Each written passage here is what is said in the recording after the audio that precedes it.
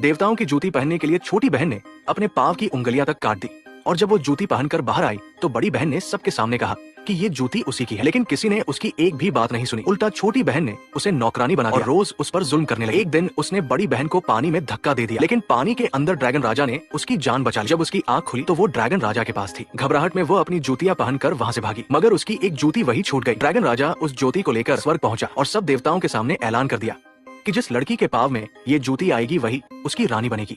ये सुनकर स्वर्ग में खुशी की लहर दौड़ गई। लेकिन सिर्फ एक जूती के सहारे लड़की को ढूंढना आसान नहीं था, इसलिए सभी देवी देवता उसे ढूंढने धरती पर उतर आए। इधर बड़ी बहन बिना शादी के 6 महीने की गर्भवती हो चुकी थी और इसी वजह से घर वाले उसके साथ जानवरों जैसा सलूक करते थे। धरती पर देवताओं ने वही जूती दिखाकर ऐलान किया कि जिस भी लड़की के पाँव में ये जूती पूरी तरह फिट हो जाएगी वही स्वर्ग की रानी होगी। ये सुनते ही छोटी बहन के मन में लालच जाग उठा और वो तुरंत जूती पहनने लगी। लेकिन उसकी माँ ने उसे रोक लिया और एक कमरे में ले जाकर चाकू थमाते हुए उंगलियां काटने को कहा। जूती पहनने के लिए ये करना जरूरी थी।